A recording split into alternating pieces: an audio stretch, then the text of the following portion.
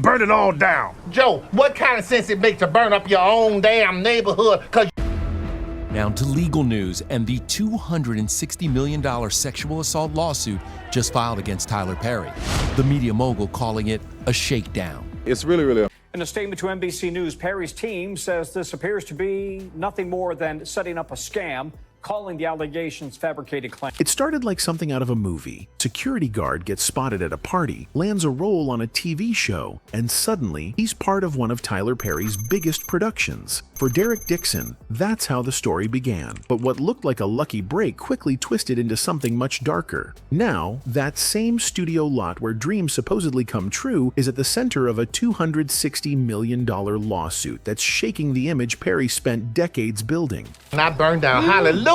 Yes. Hallelujah. Yes. Hallelujah. Thank God that church. And Derek? He's not just walking away from a role. He's risking his entire future to tell a story that most people in Hollywood would bury. But this isn't just about one man. As more people connect the dots, from Spike Lee's early warnings to Alfonso Ribeiro's quiet distance, it's becoming clear that the cracks in Perry's empire might have been there all along. All it took was someone brave enough to speak up.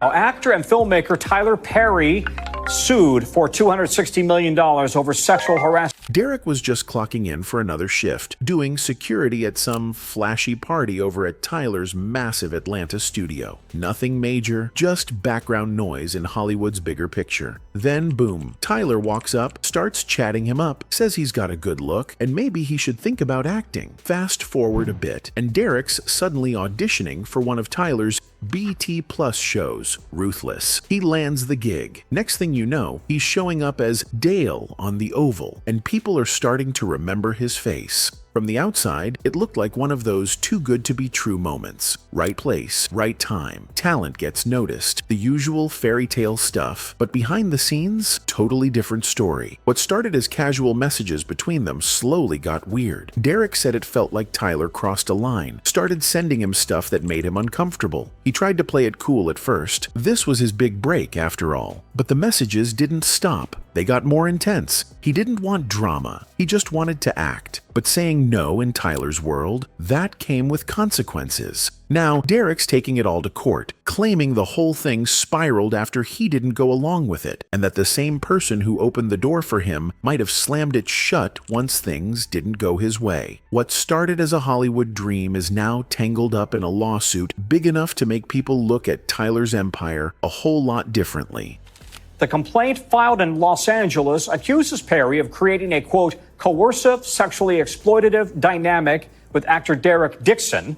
Dixon was on two of Tyler Perry's shows, The Oval and... Derek said it all started after a night out. Tyler invited him back to his place. They had some drinks, and when Derek got too tipsy to drive, Tyler offered him a guest room. No big deal, until Derek said he woke up in the middle of the night and found Tyler touching him in a way that was way out of line. He froze, didn't know what to do, so he acted like it didn't happen, but it didn't stop there. According to Derek, the lines kept getting crossed, on set, off set, through texts, in conversations. Tyler was allegedly dangling all the shiny things, more scenes, more money, credits on future shows.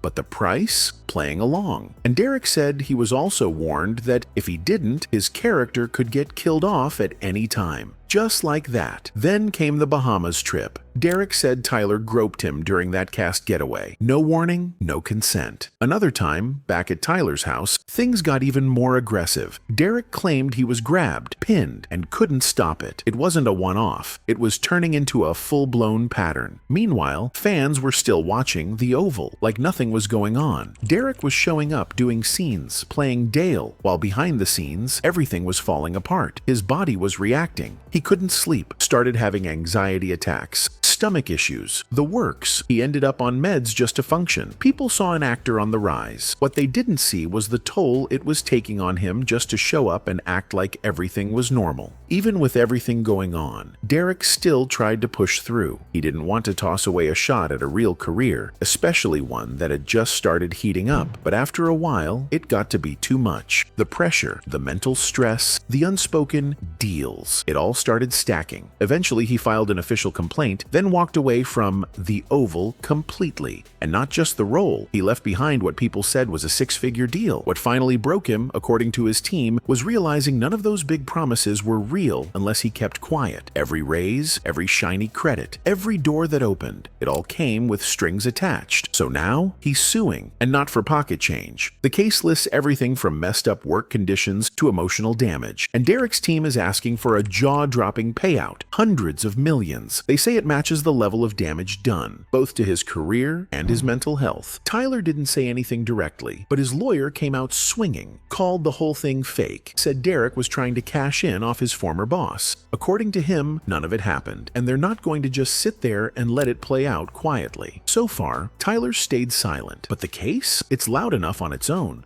In a statement to NBC News, Perry's team says this appears to be nothing more than setting up a scam, calling the allegations fabricated claims. The silence was loud. BET didn't say a thing, even though The Oval was one of their biggest shows. Netflix? Quiet too. Tyler's usual crew of actors, producers, and longtime collaborators? Nowhere to be found. Everyone seemed to be on standby, probably refreshing their group chats before making any public moves. But the internet? Oh, the internet was talking. Some folks said there's no way Tyler would do something like that. Others said it all felt a little too familiar, like just another story about someone with power thinking they could get away with anything. Legally, it hadn't crossed into criminal territory yet. It was still sitting in civil court. But Derek's team said they had receipts, texts, emails, all the digital paper trails. Whether that stuff would stick once the lawyers really got into it, that was the real question. One thing was clear though, this wasn't just some gossip thread. It hit deeper. Tyler had spent years building this carefully curated image, faith, healing, second chances, and now all of that was hanging in the air, being picked apart one headline at a time. Derek, on the other hand, had nothing to fall back on. He was betting everything on being heard. No backup plan, no giant studio deal, just the hope that the truth would count for something. And Hollywood? It was yet another reminder that under all the glitz and speeches about representation, it's still a place where power protects power, where silence gets rewarded and speaking up can ruin you. Thing is, this moment didn't just pop out of thin air. Tyler had been a controversial name long before Derek ever said a word. Some people loved him. Others, like Spike, had been calling him out for years, saying his characters were more stereotype than substance. At the time, people said Spike was just being bitter. But now, with everything starting to crack, it's looking a little less bitter and a lot more like foresight. Maybe he'd clocked something the rest of us were too busy clapping to notice. But I still think there a lot of stuff that's on today is coonery and buffoonery. And I know it's making a lot of money.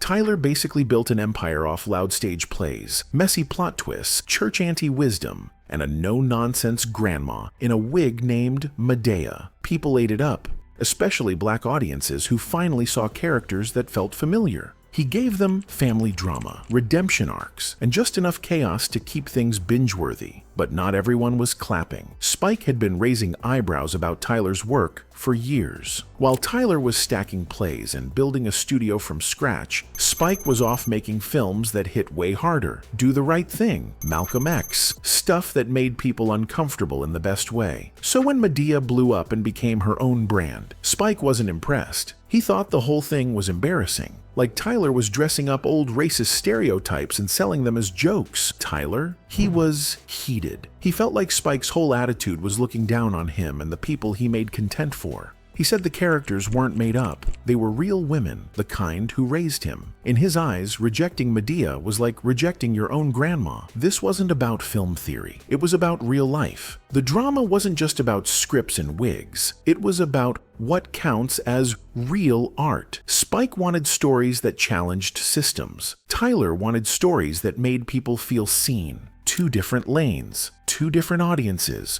both claiming to speak for the culture. Eventually, they called a quiet truce. Tyler even named one of his sound stages after Spike, which nobody saw coming. Spike responded by easing off the heat and admitting that, yeah, Tyler had a right to make whatever he wanted, even if it wasn't his thing. Now, the whole feud reads less like beef and more like a long, messy group chat between two artists trying to figure out what black storytelling is supposed to look like. They never fully agreed, but they both kept creating, Both kept influencing, and both proved there's more than one way to tell the story. Spike wasn't the only one side-eyeing how Tyler was shaping black stories. While Spike went after the big picture stuff, culture, legacy, all that, some people took it way more personal, like Alfonso. Yep, that Alfonso. Carlton from Fresh Prince.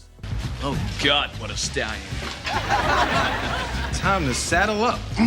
At first, it might have seemed random. Like, what did Tyler have to do with his career? But turns out, everything. Alfonso had been dealing with Hollywood's tunnel vision for years. After Fresh Prince, no one wanted to see him as anything but the preppy dance guy. So when Tyler started dropping projects left and right, building his own little TV universe in Atlanta, people thought, finally, here's a place for someone like Alfonso to make a comeback. Except that door never opened, no invites, no cameos, no screen time, just crickets. And while Alfonso never name-dropped or caused a scene, those who were paying attention started noticing the distance, the way he steered clear, the way he tweeted like he knew things, but never gave the full download. Then things started clicking when another actor, Christian, got caught up in some leaked texts. It looked like Tyler had been tying auditions to personal favors, and suddenly, Alfonso's silence felt different, strategic even, like he'd seen what it was really like behind the scenes and chose to walk away quietly. He didn't make a fuss, he just pivoted, started hosting stuff, focused on his family, kept his rep clean. Everyone assumed he was done with acting.